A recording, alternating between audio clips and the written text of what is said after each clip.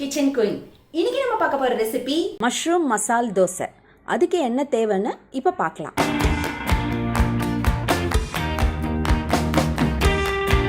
Mushroom 200 gram, 3 தக்காளி, 2 வெங்காயம், கருவேப்பிலை கொஞ்சம், இஞ்சி பூண்டு தட்டி வச்சுருக்கேன், பச்சை மிளகாய் 3, பிரியாணி மசாலா 1 ஸ்பூன், மஞ்சத்தூள், உப்பு, மிளகாத்தூள் 1 ஸ்பூன், தனியாத்தூள் 1 ஸ்பூன். இப்போ வாங்க எப்படி செய்கிறதுன்னு பார்க்கலாம்.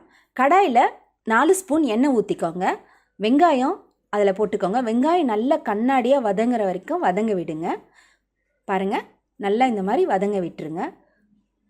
வெங்காயம் நல்லா வதங்கின உடனே ஜிஞ்சர் கார்லிக் பேஸ்ட் நம்ம வச்சுருக்கோம் இல்லையா, அதை எடுத்து அதில் போட்டுருங்க. ஜிஞ்சர் கார்லிக் பேஸ்ட் சேர்த்த உடனே இஞ்சி பூண்டோட வாசனை போகிற வரைக்கும் நல்லா கிளறி விடுங்க.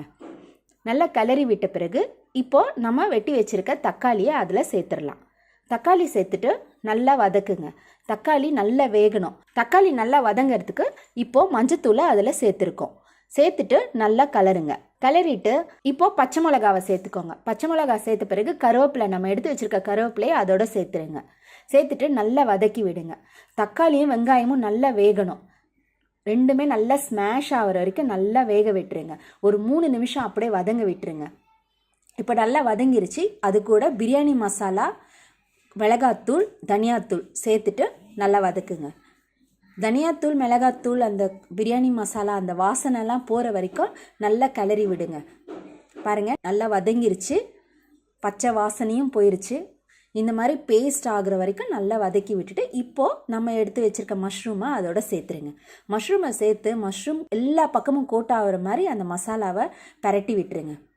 பாருங்கள், எல்லா பக்கமும் இப்போ கோட் ஆயிருச்சு. இப்போது நம்ம மஷ்ரூமில் ஆல்ரெடி தண்ணி கொஞ்சம் வரும், அதனால நம்ம கொஞ்சமாக தண்ணி சேர்த்துக்கலாம். அதில் ரொம்ப தண்ணி நிறைய ஊற்றிடாதீங்க, தண்ணி கம்மியாக சேர்த்துக்கோங்க.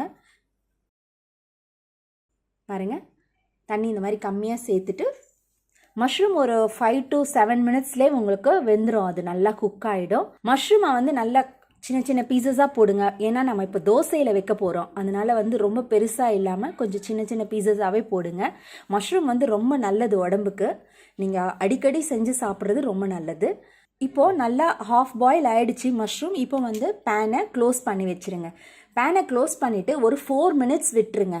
4 மினிட்ஸில் மஷ்ரூம் நல்லா குக் ஆகிடும். மஷ்ரூம் ரொம்ப நேரம் ஆகாது வேகிறதுக்கு, சீக்கிரமாகவே வெந்துடும். உங்களுக்கு ஒரு 5 to 7 மினிட்ஸில் மஷ்ரூம் நல்லா வெந்துடும்.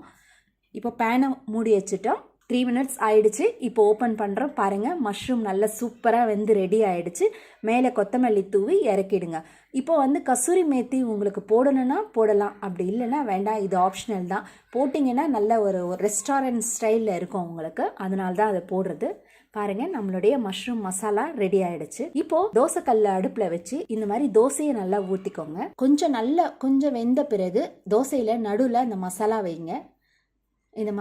இந்த மாதிரி மசாலா வச்சு கொஞ்சம் ஸ்ப்ரெட் பண்ணி விட்டுட்டு தோசையை இந்த மாதிரி பெரட்டி விட்டுருங்க. இந்த மாதிரி அழகாக மடிக்கி விட்டுருங்க. அவ்வளோதாங்க, நம்மளுடைய மஷ்ரூம் மசால் தோசை சூப்பராக ரெடி ஆயிடுச்சு. நீங்களும் இதை உங்கள் வீட்டில் செஞ்சு பாருங்கள். உங்களுடைய ஃபீட்பேக்கை என்னோட கமெண்ட்ஸில் போடுங்க. என்னங்க, ரெசிபி பார்த்தீங்களா? பிடிச்சிருந்ததா? சூப்பராக இருந்துச்சா?